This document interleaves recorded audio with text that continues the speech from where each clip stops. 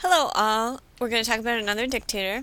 This is Benito Mussolini, and he was the leader of the fascist party in Italy.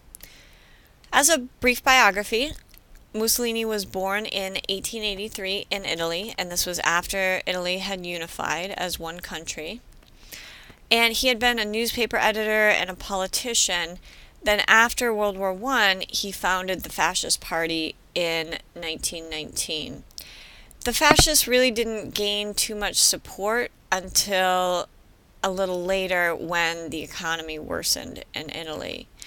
But Mussolini used the fascist party to publicly criticize the current Italian government, which at the time was ruled by King Victor Emmanuel III.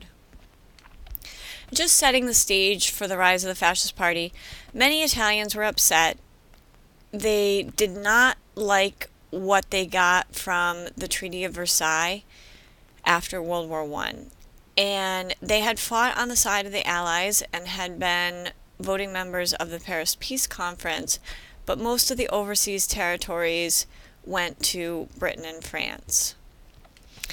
They were also facing economic problems, rising inflation, and higher unemployment rates. And the middle and upper classes were worried about a communist revolution as had happened in Russia. And really, overall, they didn't think the democratic government was up to facing the challenges that Italy had for rebuilding in the post-war years. So Mussolini and the fascists took these ideas and promised to revive the economy, get people back to work, to rebuild its army, to make Italy a stronger military state, strengthen the leadership, and we'll see, of course, that that's going to mean dictatorship, and also defeat the communists and socialists. And many Italians were interested in communism and socialism because of the worsening economic situation. So the fascists really gained popularity with the middle classes, the aristocracy, and the industrial leaders. These are people who have some wealth, some power, some status. They're not the bottom, the lower classes.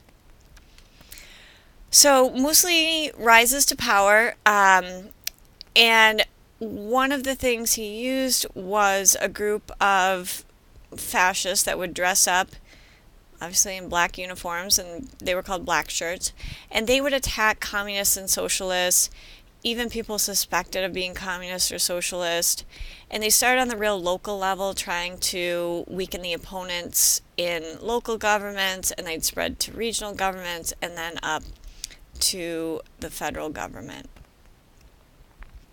In October of 1922, 30,000 fascists marched on Rome, and their demand was that the king put Mussolini in charge of the political side of the government. There was some democratic elections in Italy at the time, but the fascists wanted the king to install Mussolini as a political leader. The king believed that it was the best way for his dynasty to survive, so he allowed it, which then leads Mussolini to coming to power legally, though not through democratic voting.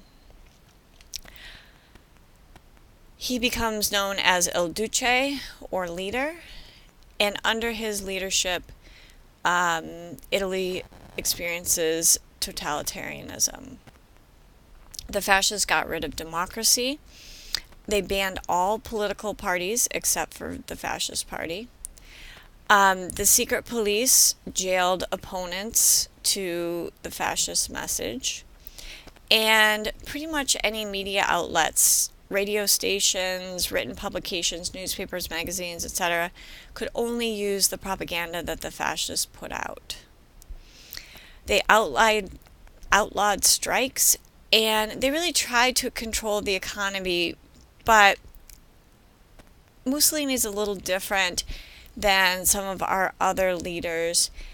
He very much admired Hitler and wanted to make it seem like he and Hitler were very close allies, but he never achieved the total control over Italy that Hitler did in Germany or Stalin did in Russia. Hope this was helpful.